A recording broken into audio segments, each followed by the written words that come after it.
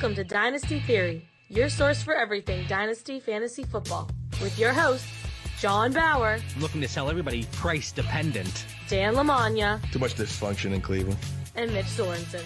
Well, it's hard to compete with excellence.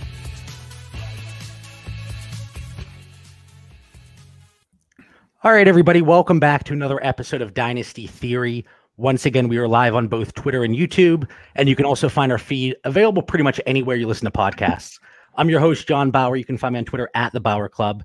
As always, I am joined by Dan Lamagna, and that's at FF Coach Dan on Twitter. What's going on, Dan? JB, I'm ready to go. After a day of working remote and all this world news, I am stoked for tonight. A little collaboration we get to share with a very special guest. Gentleman I've known from way back when. He was an awesome guest speaker at Lackawanna College, and probably the best intro in the business of podcasts. I got to give him props. So I'm stoked, buddy. Let's go. Dan, one thing I want to ask you real quick. So you constantly throw pictures of your fan cave, whether it's up on Twitter in our group chats. And I think you recently added yet another item from the Cowboys collection.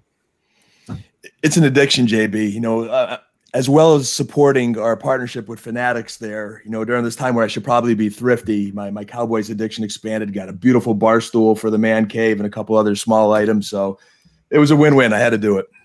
Of course you did. Of course you did. And we are also joined by Mitch Sorensen. That's at DynoMC on Twitter. What is going on, Mitch? What's going on, guys? So we're doing the live draft show here coming up. How excited for you are you for that? And is your wife okay with all that? So we're doing 4 hours live. We warned her because this has been like 6 months in the process. This is going to happen. But here on the 23rd, we're going to be live on YouTube and Twitter. And that's when we're going to be giving away the signed Saquon jersey. And we're also, you know, we're going to just have instant reactions on dynasty values and fantasy values. And we're just going to be sitting here drinking and doing that fun stuff like everybody else is doing. But we'll be doing it live on Twitter. Dan's been talking about getting wings for, I think, about 2 months now. So He's pretty excited for these wings. And we're going to be having special guests pop in and out throughout the night. So make sure you're paying attention for that. Last week, if you missed the show, we were joined by JJ Zacharias. And if you haven't had a chance, go back and check it out. And tonight, we're keeping the fun rolling. We are joined by a former NFL player and founder and CEO of the Ross Tucker Podcast Network that we are now a proud member of. Find him on Twitter at Ross Tucker NFL, none other than Ross Tucker. What's going on, Ross? Fellas, what's up? This is awesome. First of all, welcome to the family. We are very, very glad to have you. You guys have a nice social media following already. You guys are getting more retweets and likes on your post than I am. I don't know what the hell I'm doing. But you guys are doing great. I love the setup. I love this StreamYard, being able to see you guys and be on the show for the first time. This is awesome, and good to meet you, John. Good to meet you, Mitch. Dan, I've known for a while, and I got to give you guys some credit, man. You got the right partner in Dan, because he must have emailed and texted me every 4 hours since we made this happen. I mean, it's like, hey, Dan, like, I remembered when you texted me about doing a partnership 4 hours ago, bro. Like, nothing changed, okay? I had to take my daughters to school. I took a shit. Like, I had something to do. But it worked out. Persistence pays off. I appreciate it. And very, very glad to have you guys as part of the Ross Tucker Podcast Network. And hopefully we can get more people checking you guys out. The best Dynasty fantasy show I'm aware of. We're excited to have you here, Ross, and we are so excited to be part of the network. And I don't know if I know a more persistent and tenacious person than Dan Lamagna. And I realized that right when we met him through several different dynasty leagues.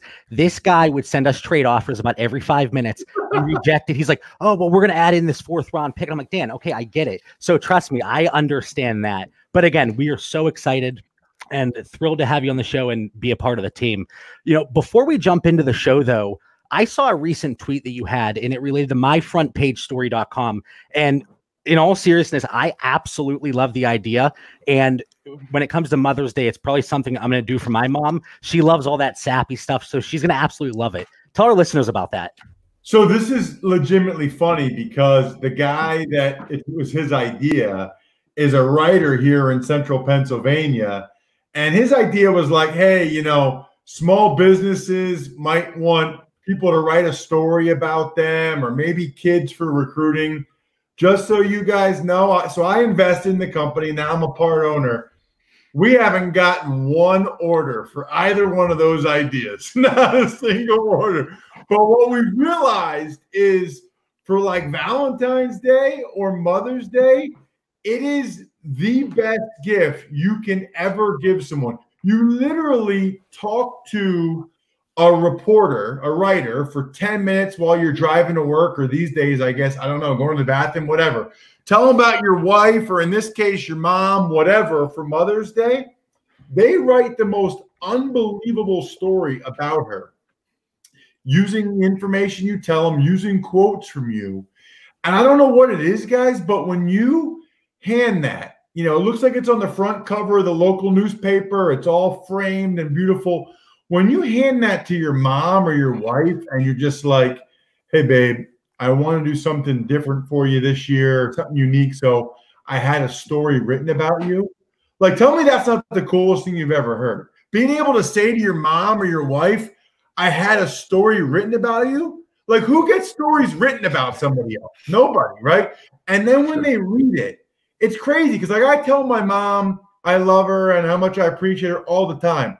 When she was like reading it and read the quote from my sister last year that said, I wouldn't be the woman I am today if it wasn't for my mom.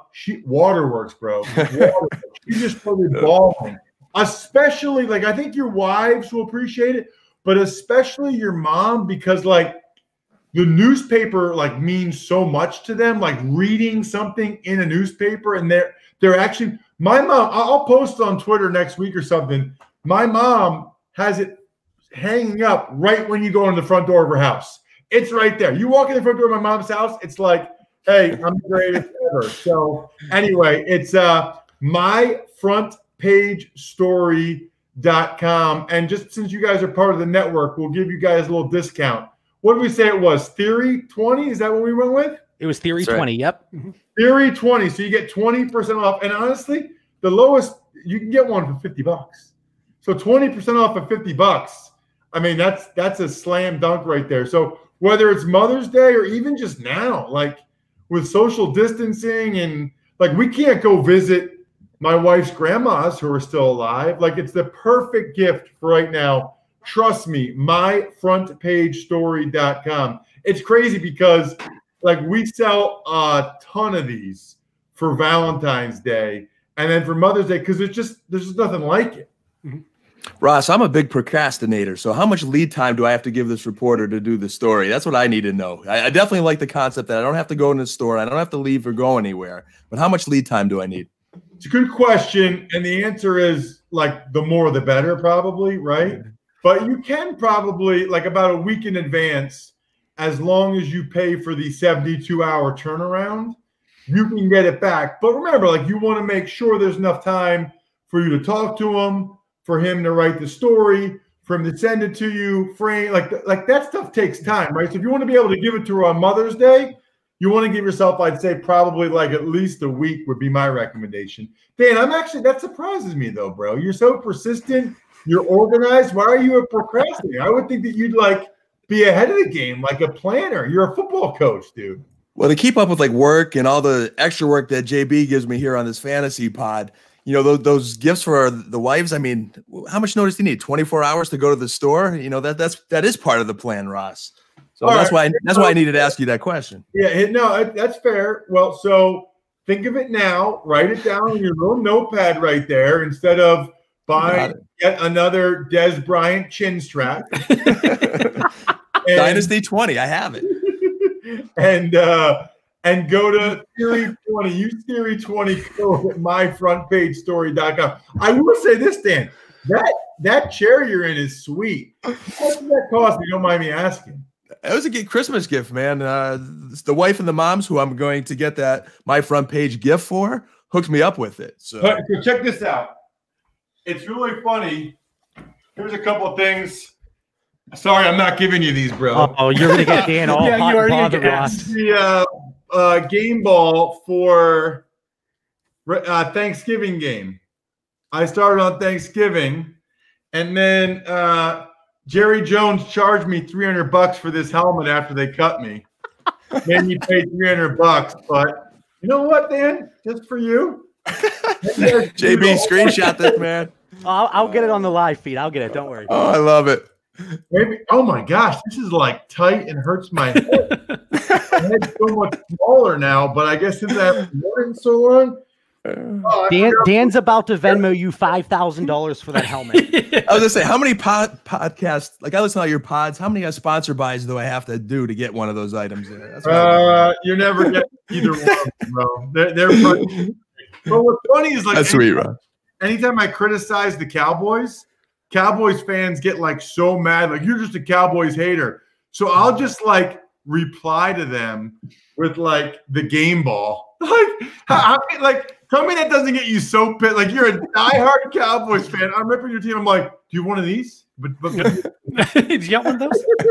That's awesome. Because I have one of these. Hey, you know what? Like you love, yeah. They don't even know who you are. I started for them 7 games. Greatest left guard last 7 games in 2002 in Cowboys history. There you go. There you have man. it. So I'm sure, Dan, if you have an intruder anytime soon, Ross, it's Dan jumping in through your back window. But anyway, we have a lot of exciting stuff we want to talk about tonight. And Ross, I know you're not going to be able to stay for the whole episode. So we have a lot of things in a short period of time that we want to pick your brain about. So, Mitch, just a few weeks ago, the collective bargaining agreement was finalized. And honestly, we haven't spent too much time talking about it up to this point, from a dynasty perspective.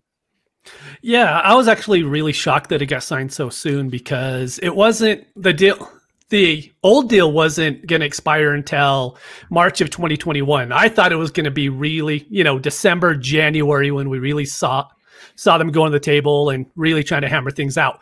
But it's signed already at this point, as everyone's heard. We got the 17th game, and it's a 10-year deal. And I just want to ask Ross what his thoughts were on it, because we heard a lot from, on ESPN, we heard a lot of the more veteran players saying that they were pretty against it. But we never really got to hear from anybody else who isn't a major player, probably because, they don't make the headlines that Aaron Rodgers does or Richard Sherman. And I was just wondering what Ross's thoughts were on the deal and it being 10 years. That's a pretty long deal at this point. Yeah, so it's the second one in a row. That's 10 years. I thought it was a good deal. I don't think it's a great deal, but the reality is that they're not going to get a great deal. The flaw in it, unfortunately, and I know this because I've been there, is that when what hits the fan, right, that the players really aren't going to strike. And even just look at the voting, right? The voting was close. So let's say the voting went the other way, right? And it failed by a small margin. So next year, when it really expires and the owners would institute their last best offer, and then the players, if they still want more, at that point would have to strike. At that point, all of the guys that make the minimum, which is over 60% of the players, they would have already been $100,000 in the hole, because that's what the minimums were going to go up.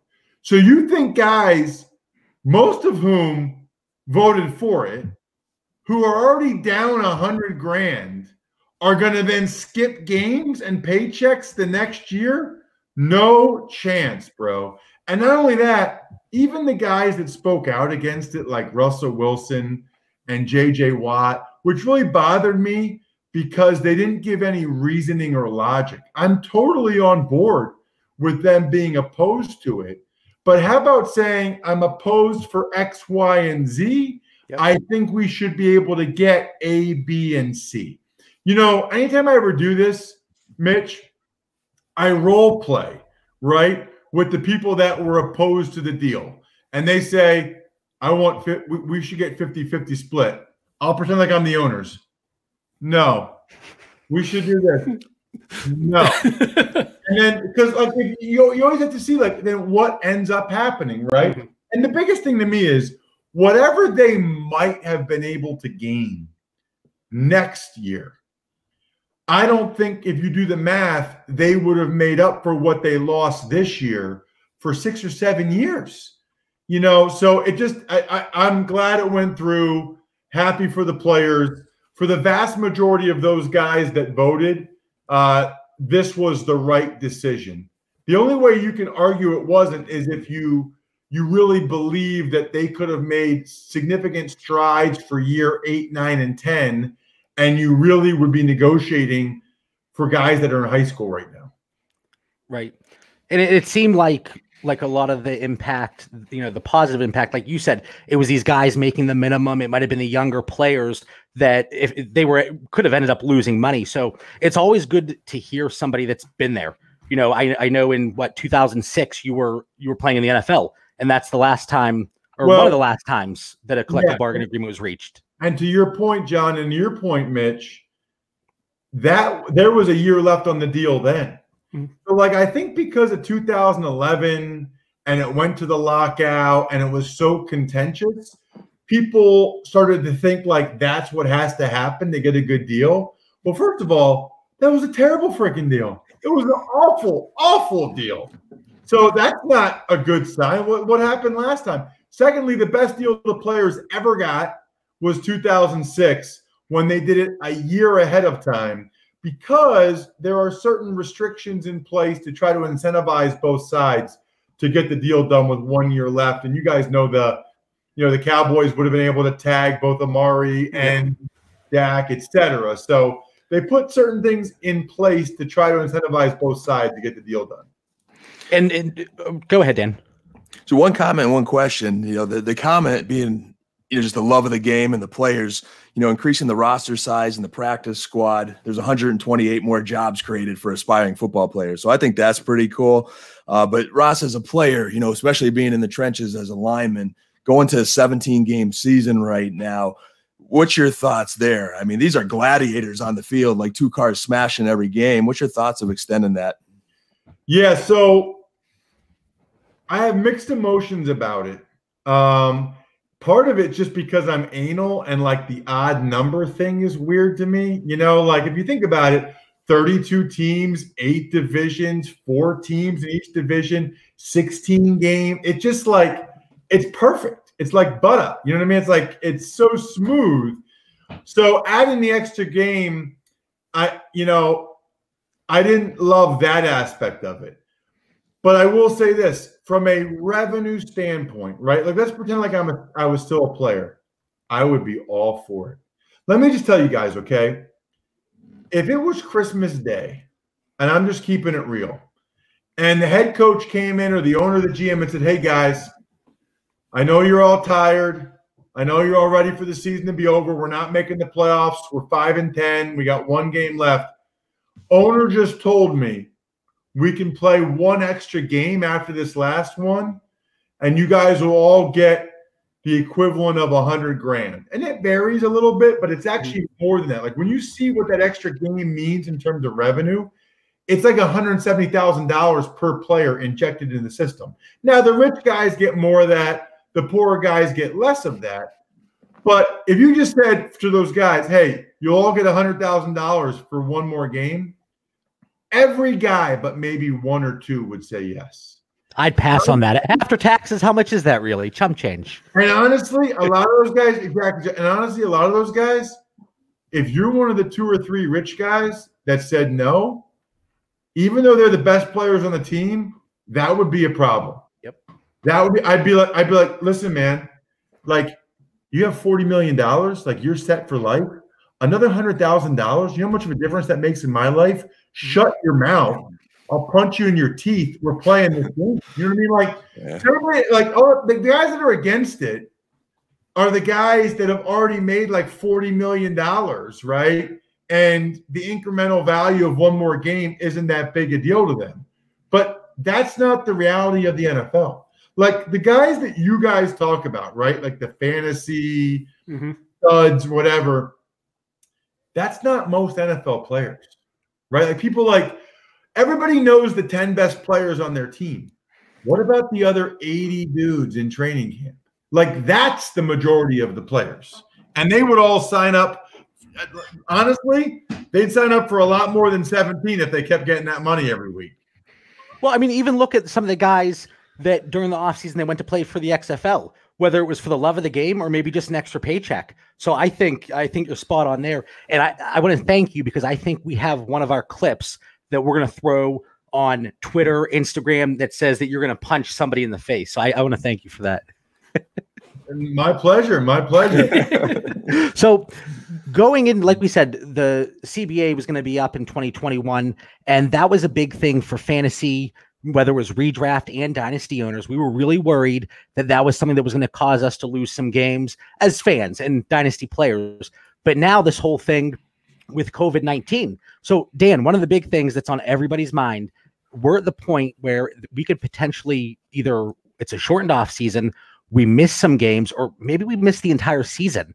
What do you think on that? Well, the question I have for Ross, and you know, I think it's great for our listeners to hear someone who's walked in these shoes before. Ross, when you go back in your career as a rookie player, at times where you've switched teams and you had to learn a new system from a head coach or an offensive coordinator, or maybe, you know, injury concerns. Today, Monday, April 6th, was supposed to be the date where clubs with a new head coach at the end of last season began their offseason workout programs. Now they can't do that. April 20th, it would be for the returning head coaches.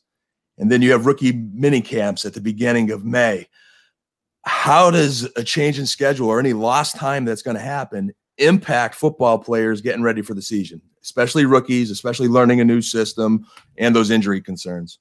Yeah, it hurts. There's no question about it. The guys that I would be leery of would be not only rookies, which I think is common knowledge.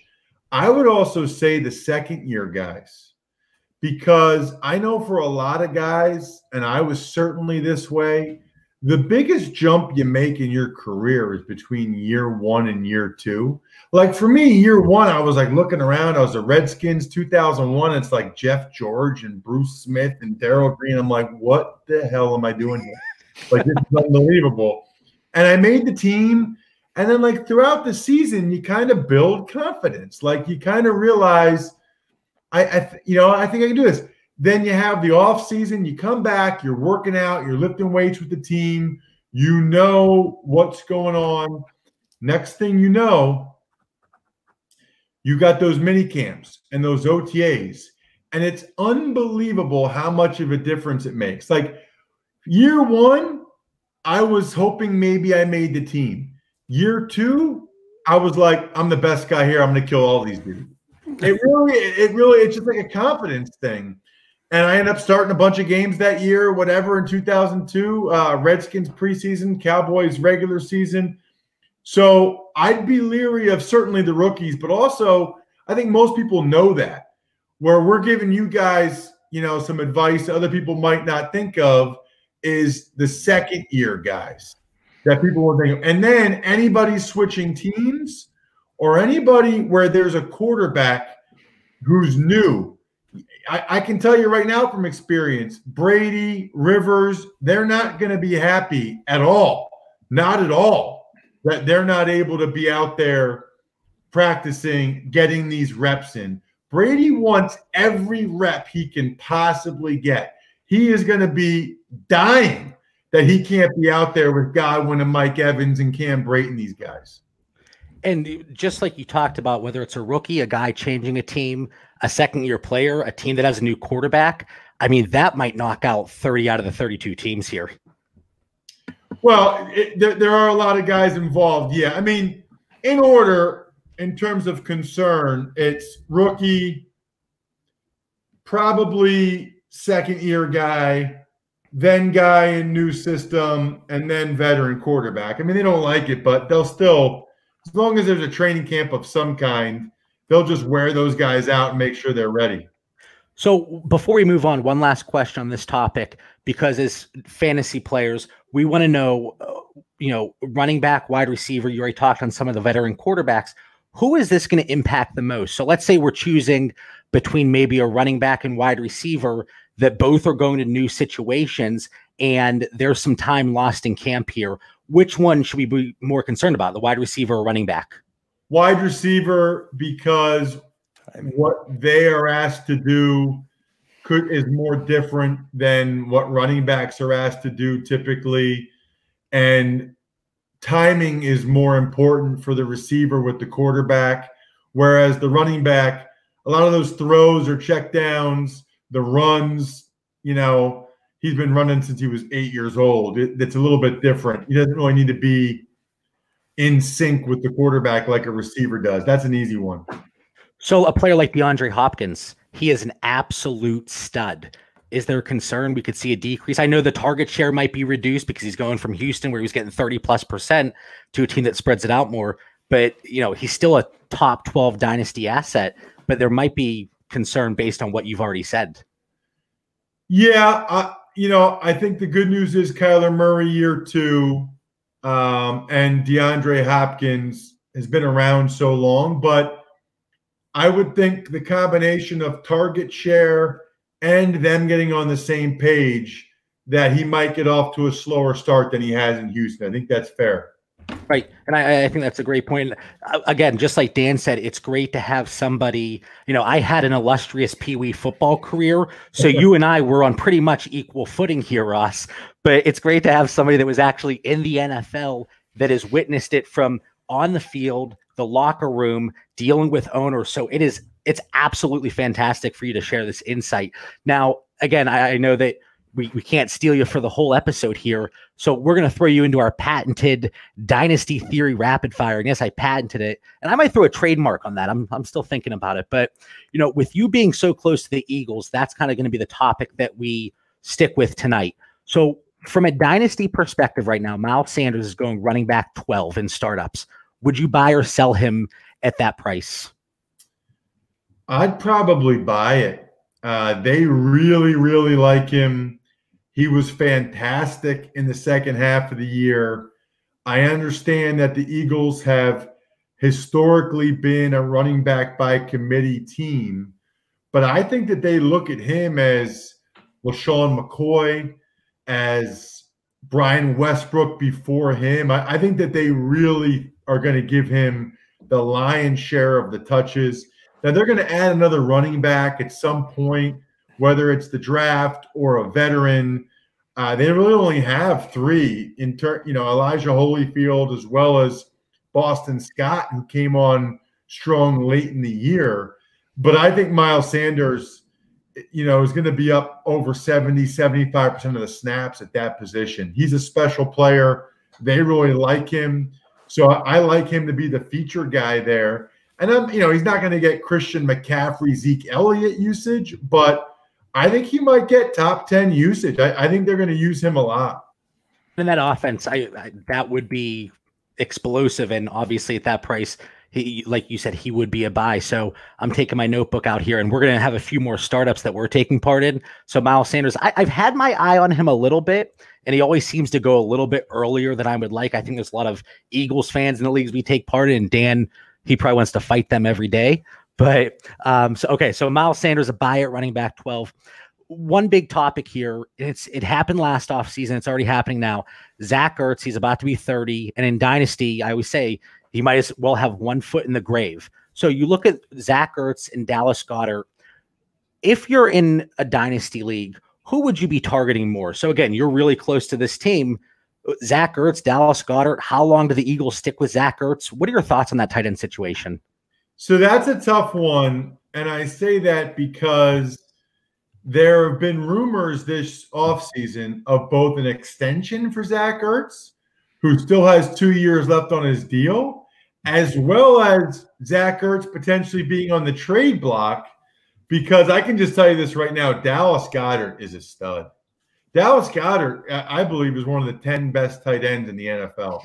If you watch him play in and play out, he would start for most of the teams in the league. He is very gifted. Really, he's a better blocker than Ertz. He's probably faster than Ertz. He's a bigger target. He's a better athlete. Ertz is just so smart and so silky smooth. Ertz is just his football intelligence. Ertz just is a technician and knows what he's doing. Goddard's not quite there yet. So this is a tough one at this juncture without knowing what ends up happening with Ertz. I would probably go Goddard, though, and here's why. it depends, like anything else in Dynasty, right? It depends on how long of a time horizon you have or you're really looking at it or caring about. But Goddard, in a couple of years, is either going to be the guy in Philly or he's going to be the guy somewhere else. So you're not going to get as much out of him this year as you would Ertz. You're probably not going to get as much out of him in 2021 as you would Ertz, but you're going to get good production from Goddard both years. But I would say 2022, for the next 5 years, that's when Goddard's going to end up giving you a much better return, I would imagine, than Ertz. I like that, and especially with the wide receiver situation where we saw last year where Greg Ward was the premier wide receiver in Philadelphia, there was plenty of room and targets for those tight ends. So that kind of leads me to my last question here. At what point in the NFL draft, we're only a few weeks out, do the Eagles take a wide receiver? So right now they're sitting with the 21st, 53rd, and 103rd overall pick. How early do you think they target wide receiver? Yeah, I mean, I think everybody believes that it's going to be in round 1. I think that's a strong likelihood, but it also depends on how round 1 shakes out. If the guys they want are all gone, I think they probably trade down because it's so deep at receiver that if the guys they want, like the top 3 guys, are all gone by 21, maybe even Jordan Jefferson's gone by then. Wouldn't be surprised if the Eagles trade down, acquire some extra picks, and still get Brandon Ayuk, Denzel Mims, KJ Hamler, one of these other guys, right? So I think there'll come a time, they're in a weird no man's land where they're not going to get one of the top 3 probably, and they could drop back and still get one of sort of the next tier. And I know they want to get more picks. So I wouldn't be surprised if that ends up happening, but I still think their first pick ends up being a wide receiver. And hopefully we don't land into another J.J. Arcega-Whiteside situation where, obviously he went in the second round last year, but we were so excited because he has the prototype and the physical attributes of an Alshon Jeffrey, and we were so excited about him. And up to this point, obviously just his rookie year, but it didn't pan out so far. And I know, talking about the Eagles again, Dan, I see you fuming over there. This is a lot of Eagles talk for me, but again, for my boy Ross over there, man, I'm okay. And again, Ross, absolute, thank you for coming on the show with us. We're going to stick around and answer some listener questions, but let our listeners know where they can find you, what projects you're working on, as if they don't know who you are already, but let's pretend like they don't. Yeah, no, my pleasure. Thanks for having me. This was so fun. And Dan, I can't remember who won the NFC East last year. My brain's foggy. Was it Carson and the practice squad? Did they beat Dak Prescott and Amari Cooper and Zeke Elliott? I'm still having nightmares of Greg Ward catching wide open passes. So the good news, though, Dan, is at least you have Travis Frederick and Byron Jones back this year. That's the good news. Salt on the wounds. Thanks, Ross. Appreciate you. So anyway, no, I appreciate you saying that, John. So at Ross Tucker NFL, Twitter, Instagram, Facebook, whatever. I got a bunch of podcasts. I love them, like you guys. Ross Tucker Football Podcast 3 times a week in the off season, daily during the season. Same way you guys listen to John, Dan, and Mitch. If you like betting, I've got the Even Money podcast. If you like fantasy, and obviously you do, check out the Fantasy Feast podcast with Joe Dolan. Matt Waldman does an awesome job on the College Draft podcast, only a couple weeks away, so you can absolutely check out Matt. He's a stud. Andrew Brandt does the Business of Sports podcast. So all of them available at rosstucker.com or wherever podcasts are found, which you already know, because if you're listening to this, you know where podcasts are found. All right. Well, again, Ross, thank you so much. And, once the season approaches, hopefully there is no delay in the season. We want to get you back on here. Anytime. This was a blast. Next time I'm bringing a beer, but this is, I love this format. I love this StreamYard. This is very cool. It's not a beer, but I have my White Claws here. Of course you're drinking White Claw. Hey. Keep up the great work, Ross, man. We appreciate you. Yeah. Thank you so much. Thanks for having me, guys. See ya. Hey, we'll see you. All right, guys. So we're sticking around here. We got some listener questions that we got on Twitter, and I see there's some people still in the chat watching us. If you have a question, drop it in the chat box. We'll probably touch on it.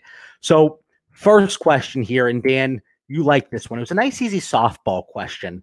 And Mitch, I want to start with you here. How do we know each other? It's a really tough question. I didn't even see this one in the sheet, but no, it was impromptu. Okay. So I actually met John 3 years ago now. Had to have been 3 years ago in a startup it was a Rise to the Challenge League. It's called RTTC. It was going into 2018. Yeah, going 2018. So I met John in there, and we've been pretty much friends ever since the startup. And I met Dan the same year, a little bit later in the off season. We joined the same league. He was one of the only active ones in that league. And I was also one of the active ones. So we were constantly trading back and forth. And then we end up just getting in a whole bunch of leagues together. And then, John and I started the podcast almost a year ago at this point. And then Dan hopped on right before the season when we did the start and sit episodes. We actually released our first episode Easter night last year. Mm-hmm. It was so serendipitous. Like, here I am joining my first dynasty league, and since I was probably like college age, when like keeper format first started coming out, and then that was about 55 years ago, Dan? Oh, easy now. But it was a while. But I was doing redraft, I was doing DFS, and then I was like, I had that itch to just pick up what I was doing, get into the Scott Fish Dynasty League, meet Mitch. We connect as he says, we're just both very active owners. Mitch predicts I'll go from like 1 dynasty to 5 to 10. Here I am now, a year later, 12, and on a podcast with you guys. And really just a leap of faith. We all joke we don't know what we look like, what we sound like. And, Mitch just had a vision and says, hey, interested in doing the Start Sit show? And, talk to you, John. Probably had to bribe you a little bit. And here we are, man. What a blast. But it's kind of cool how you meet through fantasy football. Mm-hmm. Talk about Mitch bribing me. I moved last weekend. The down payment was actually because of the bribe that Mitch sent over via Venmo. But no, I mean, obviously it's been fantastic. And anybody that I talk to, they say that they love the chemistry between us. And a lot of we had some complaints when it was just Mitch and myself, because we share a dynasty mind, and it is so refreshing, not just for us, but I think our listeners as well. Dan, you and I, we butt heads and we disagree a lot. But I always say it borders on debate and argument, but it never crosses that line. And I think that's exactly what people want to hear. They want to hear varying opinions. So bringing you on the show, like you said, we had you on the Start Sit show initially. And then the fact that we disagreed on so many topics, you were somebody. And then because we're in so many leagues together, I know you're going to stick around. You're not going anywhere. Mitch isn't going anywhere. I'm sure as hell not going anywhere. So I think it's a good little group we have here, and I'm very excited that I had the pleasure of meeting both of you. But now let's get into the actual football questions. Mitch, we're going to start with you again. Name a running back currently going as a top 10 dynasty running back that will not be in 2021. Well, this is a little awkward because Ross just said about how Miles Sanders, is going to be really included in the offense this year. But the only one I could find that was in the top 10 that I don't think has a good chance to stay in the top 10 is Miles Sanders.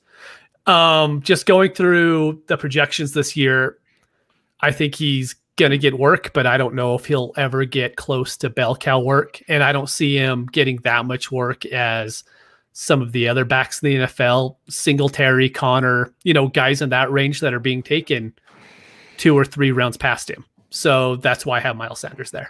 Let me ask you a question, though, just to play devil's advocate. So Miles Sanders, and I didn't know who you were going to bring up, but Miles Sanders currently going, running back 10. So 10, right on the cusp there. If he comes in, and last year he was in a committee, obviously, with Jordan Howard. And I think the expectation, just like Ross said, they're going to bring somebody in. Whether we always talk about Devontae Freeman because he's pretty much the only well-known free agent running back still out there, or it's the draft. I think we all believe that's going to happen.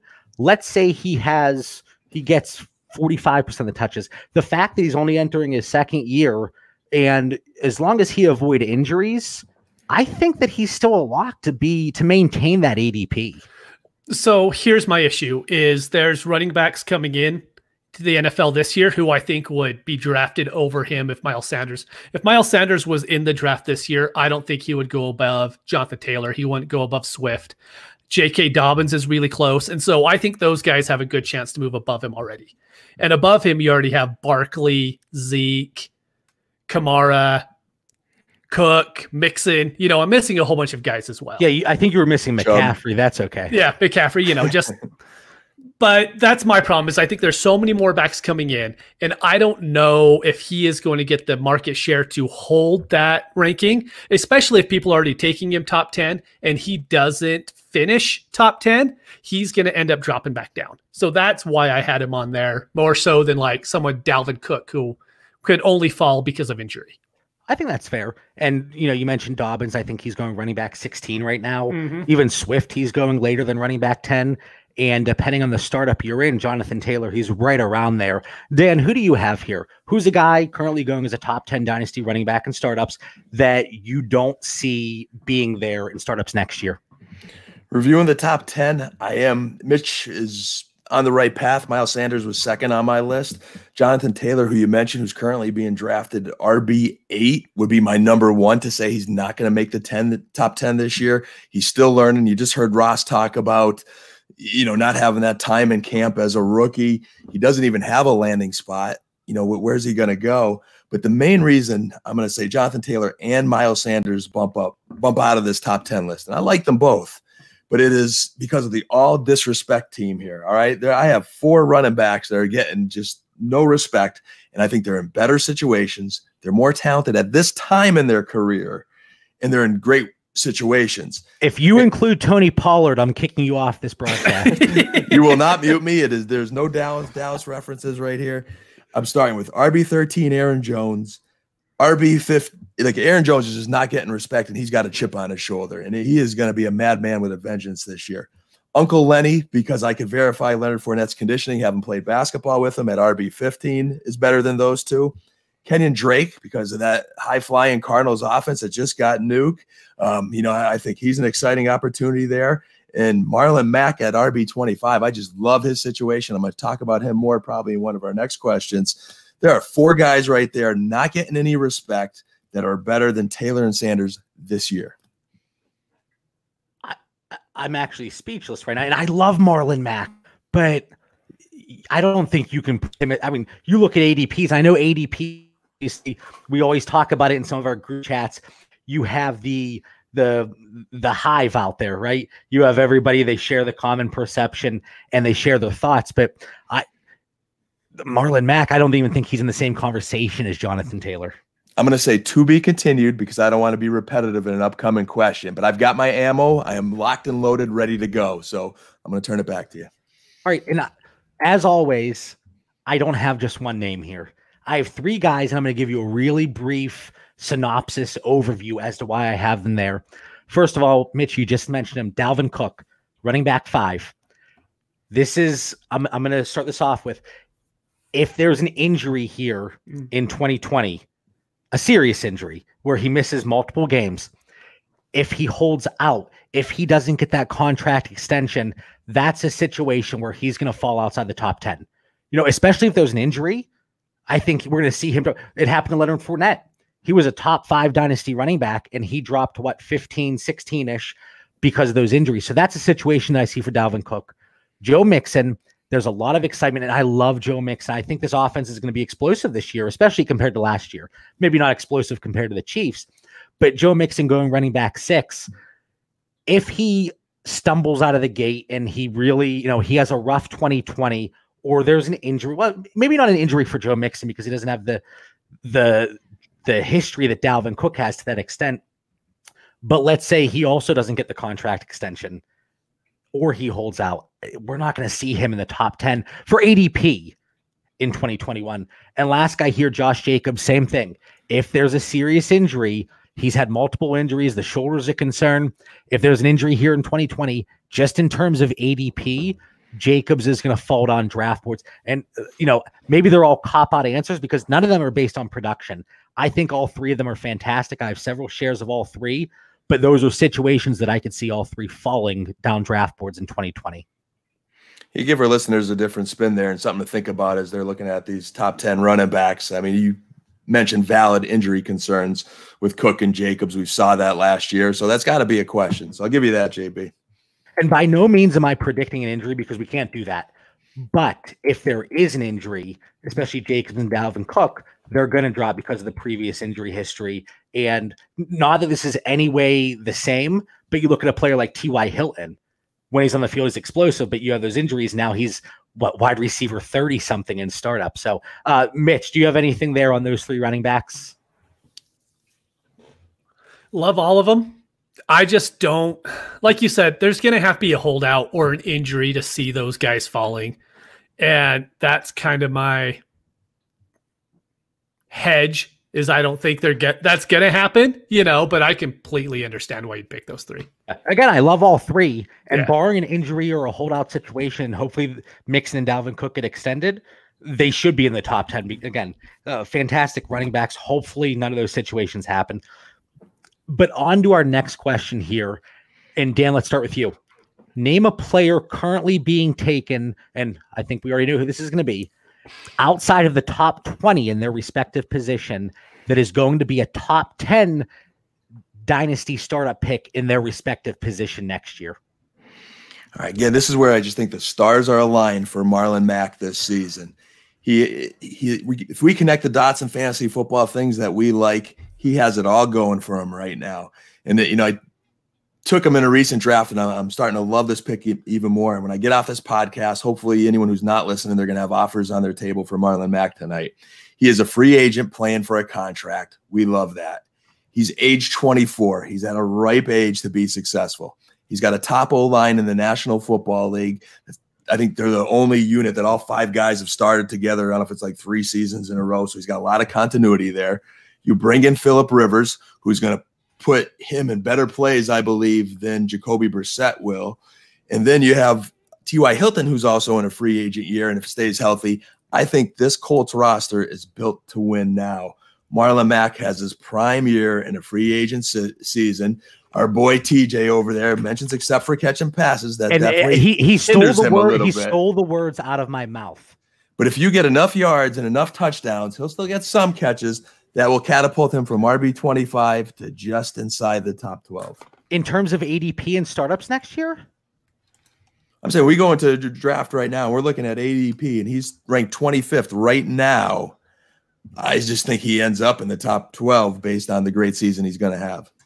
But that's also assuming that he expands that role in the passing game. He gets a contract. It's going to be really difficult if he heads into free agency, and degenerates like us, we take part in a lot of startups early in the offseason. There's no way Marlon Mack is going as a top 10 running back. And I love Marlon Mack.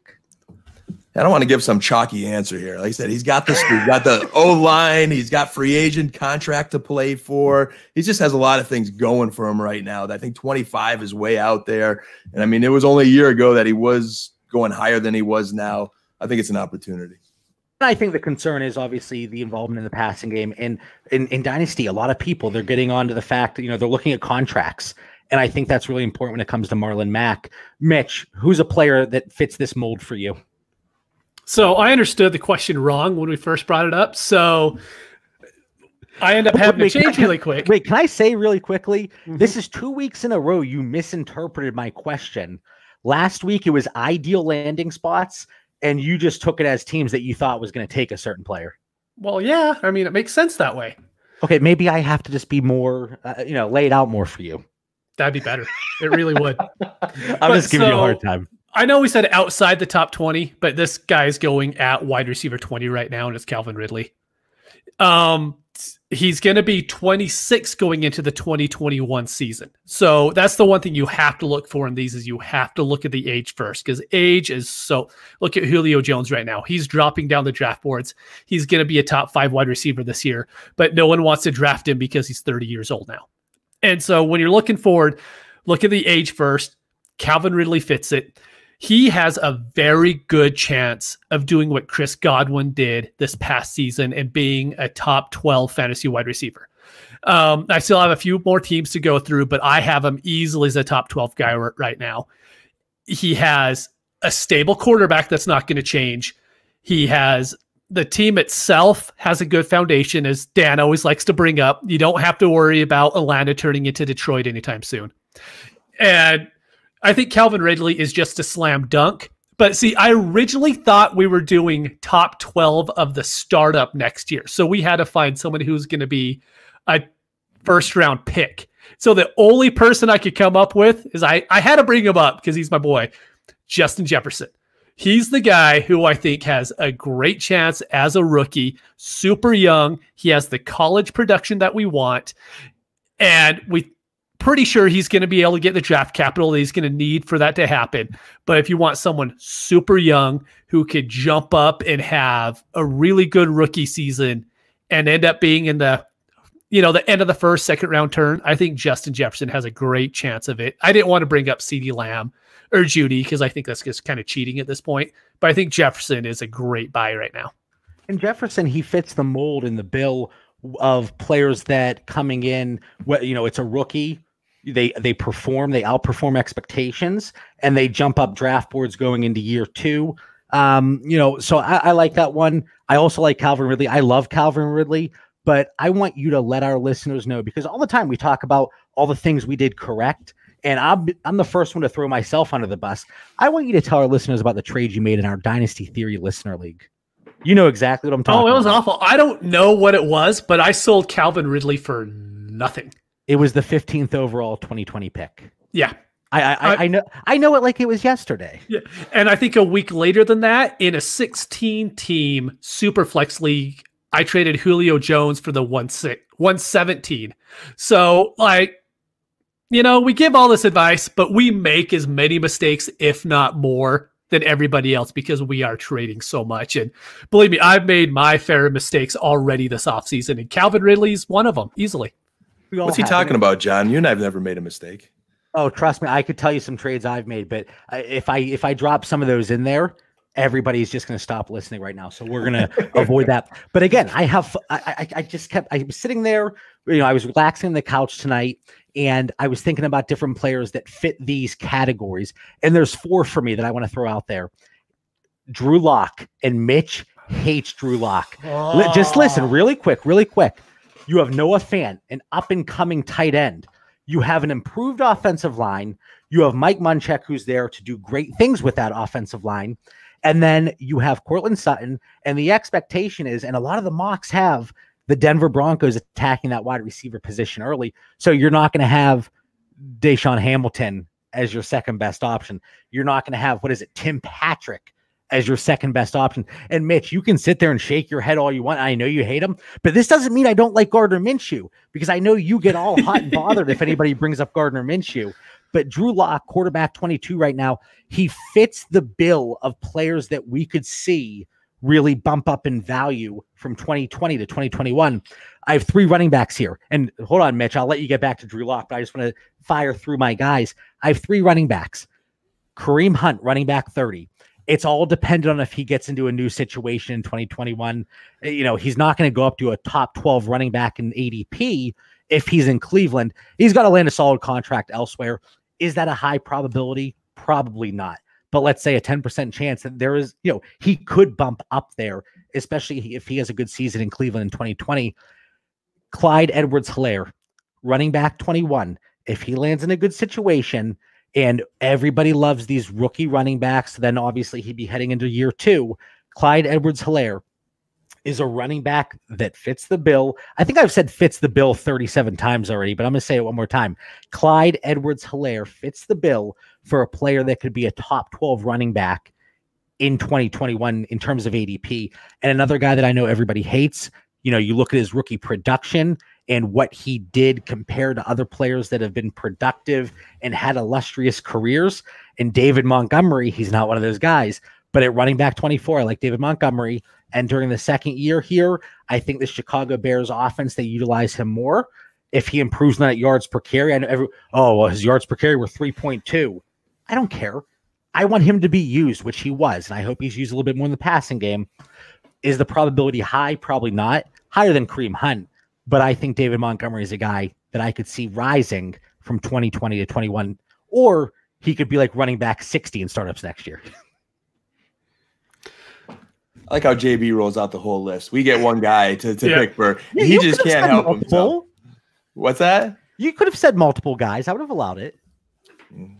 Changing the rules on the fly, Mitch. All right, Mitch, what are your thoughts here? I know you hate Drew Lock. It's not that I hate Drew Lock. It's really not. It's that he lip synced once on the sideline.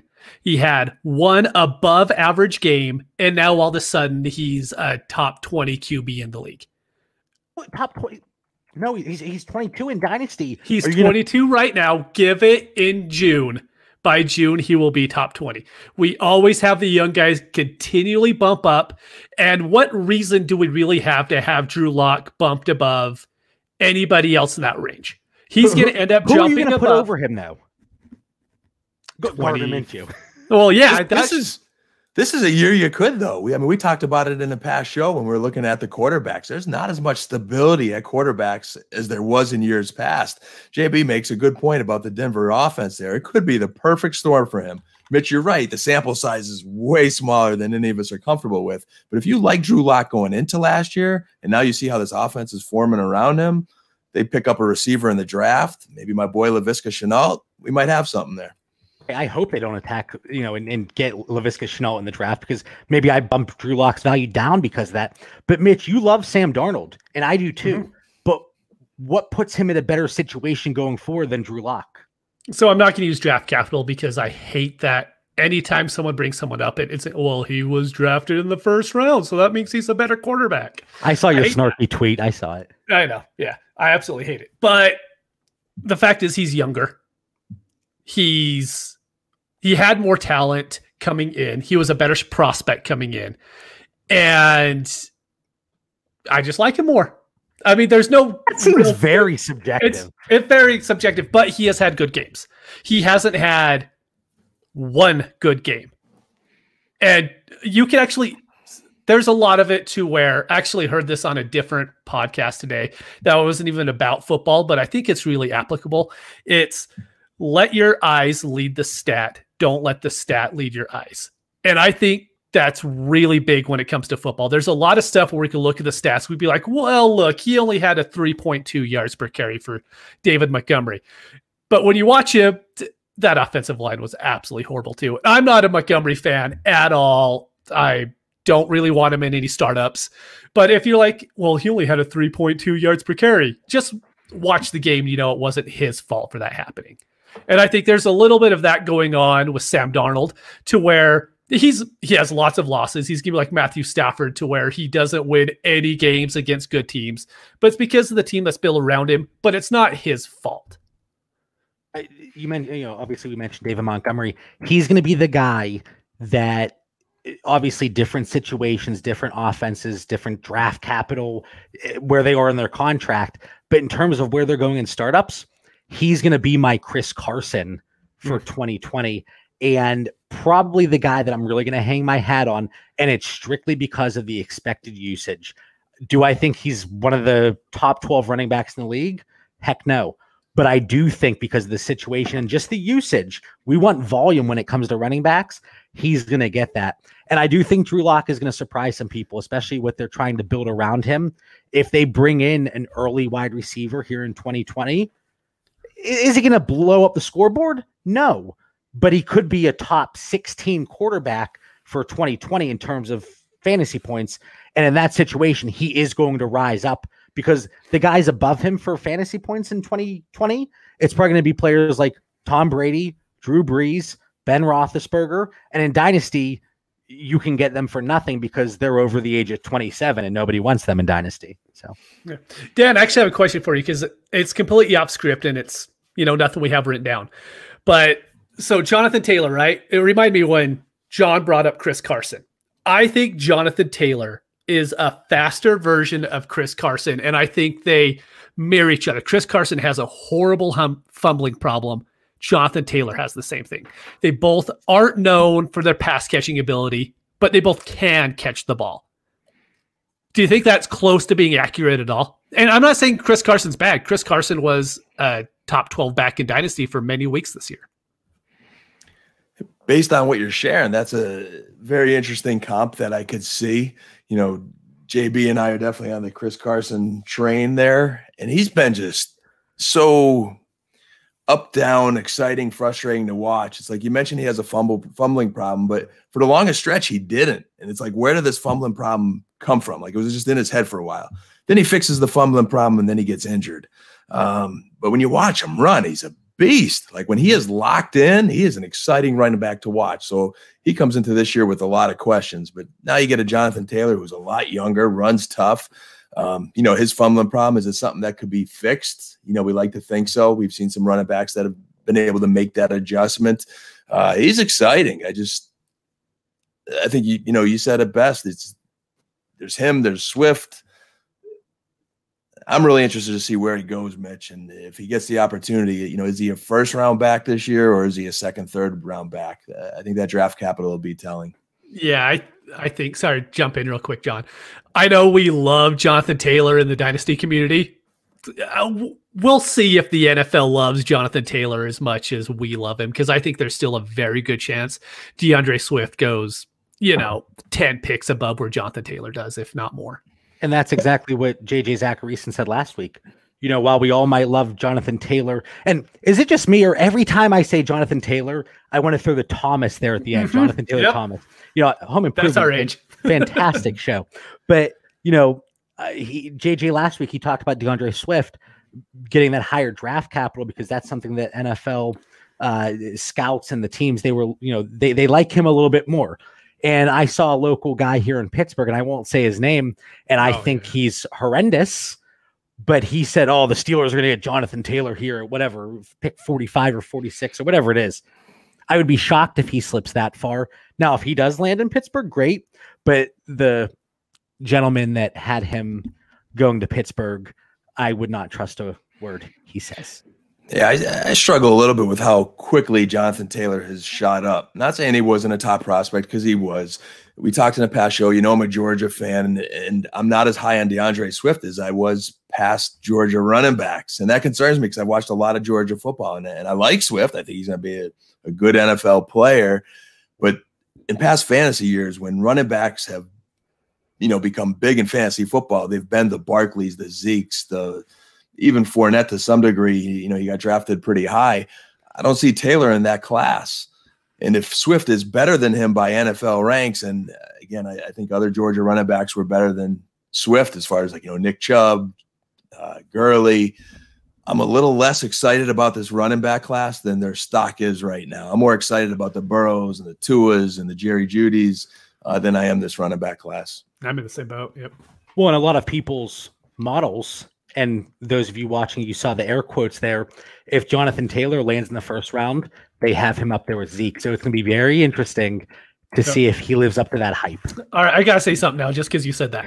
So, there's a reason why Zeke and Barkley are really high in those models, is because they were drafted really highly in the top 10. So in order for Jonathan Taylor to be close to them, he would have to, be drafted top 15, top 10, and there is just no possible way there's going to happen. We love our models, and models are awesome, but there's also some things to where he's going to pop in models because he has really good production in college, and he ran a 4.39, right? And that's going to make him pop in models, but he isn't Saquon. He isn't Zeke. He isn't the prospect that those guys were, no matter if we want to try to make him that way. He just isn't. Say pop in models, there has to be some type of vulgar joke there, but Dane, I'm going to turn it over to you here. Just a little side note. I'm segueing a little bit, but I think you guys would be proud of me. Mark Concepcion, who's listening to our show right now, said, stop trading in our league, Dan, in the East. As we are having this podcast, I made a trade. Ross was saying how aggressive I could be. And that's why all three of us have been successful in Dynasty, for how aggressive and how much time we spend on it. But I was able to trade up to pick 1207 to get Laviska Shenault when I was just talking about him before. And another guy in the chat says, I just got beat to it. So during a live Dynasty Theory podcast, I traded up to get a guy, and I sniped someone tonight. I think well played. Proud. Thank you. And in the 12th round, I don't like Laviska Shenault. I'm not a huge fan. I don't know if he's going to do much from a Dynasty perspective or even short term. But in the 12th round, sure, get your guy. Now, you made a trade there for a wide receiver. Our last question here from a listener. Rank these four guys. And it's just going to be a quick rapid fire to wrap up the show. Mitch, Tyler Boyd, Michael Gallup, DJ Shark, Samuel Debo. Or Deebo Samuel. Oh my goodness. Samuel Deebo, definitely. These White Claws are getting to me. So I'm going Boyd, Shark, Deebo, and Gallup. And the only reason why I have Gallup below the other three is because he can't be the number one in that offense. They have Amari there, so he doesn't have the chance to be that ball-dominant wide receiver. And so that's why I have the other ones above him. Boyd, because I think Boyd's just awesome. Shark, Minshew, I think they're going to hit it off really well. I like Deebo a lot, but the reason why I put him below those three is I think there's a very good chance San Francisco ends up with Judy, Lamb, or Ruggs. I think their first pick is the 13th in the draft. I think there's a very good chance they end up with either the first or second wide receiver off the board, and Gallup last for the reasons I already mentioned.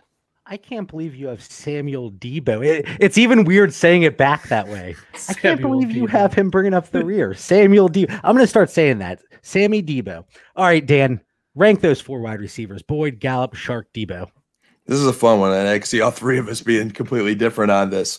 I do agree with DJ Shark being just the true number one of this four group of wide receivers, so I think he gets the volume, and I think he's as talented as any of them. So DJ Shark, number one. I'll stay on brand and go with Michael Gallup, number two. I just think he's the clear number two in Dallas, and he's just a hardworking young kid with a lot of talent. Number three, I have Deebo Samuel. He would have been number two, but to Mitch's point of I do think the Niners get a Lamb or a Judy. I think Kittle is the true number one there, Mitch. So, same issue or concern you have with Cooper, I think is the same thing in San Francisco. But I think in San Francisco, if you draft the Judy or a Lamb and you have Kittle and you have all those dump off to the backs, I just think that he doesn't get as much volume as Gallup. Talent-wise, I would take Deebo before Gallup, but I like Gallup's situation better. And then probably to both of your chagrins, I have Tyler Boyd fourth, primarily because he plays for the Bungles. I still think A.J. Green's the number one rookie quarterback coming in. I go with Boyd number four. And let me clarify real quick. The reason I said Samuel Deebo, because I'm gonna lose sleep over this tonight. But on my list, I have Boyd, Gallup, Shark, Deebo. So anyway, and Mitch, you are right. My cheeks are bright red. Bright red. I tell every time. You get a few raspberry or black cherry White Claws in you, man, your cheeks get rosy. And Dan, you said much to my chagrin, and it really is. Tyler Boyd, he's number one on this list for me, followed by Michael Gallup. I love Gallup. Followed by Deebo Samuel at number three. DJ Shark is bringing up the rear at wide receiver 4 out of this group. Any other closing thoughts here from you guys? This was a fun show. Always fun. We kicked it off with a great start with Ross Tucker and our new partnership. Some great listener questions that I believe JB makes them eligible for a Saquon Barkley jersey. You have to bribe people any way you can. So yes, all three of the folks here that we talked about their question, they're going to be entered to win the autographed Saquon Barkley jersey that we're giving away. And Mitch, you want to do it later on the show on our draft day special Thursday, April 23rd, I think. Later in the show, I don't know. It could be any time during the show. So you should be tuning in, because if we say your name and you don't let us know that we said your name, who knows if you're going to be able to get the jersey or not. And I was thinking about this too with the whole COVID-19 thing. Whoever wins, I think I'm going to leave it up to them if they want me to wait to ship it off to them, because I don't want to, any issues there in all seriousness. But so we're doing a 4-hour live show on April 23rd. I'm excited for it. Mitch, you and we talked about this immediately after the NFL draft last year. And we have the NFL Rough Draft guys, Ray and Mike Lucchine. We have Scott Connor joining us. We have Frank Scandoro. We have, I feel like there's somebody else that I'm missing. Maybe it's just those three for now, but it's going to be a lot of fun, very informal. We're going to be taking listener questions throughout the show, giving our feedback on every pick throughout the draft, kind of our expectations. I know, Dan, you might even get 24 wings that night. What are your thoughts there? I'm going big that night, guys. It's a full all-out man cave, multiple TVs going, beer, wings, you name it. We're not fooling around. Well, it's going to be a lot of fun. Everybody in the chat, as always, we appreciate people tuning into the live show, being engaged. We're on YouTube, we're on Twitter, and you can catch the live feed on pretty much, anywhere you listen to podcasts. So Thank you for tuning in. Find us on Twitter and Instagram at Dynasty Theory FF. Have a great night.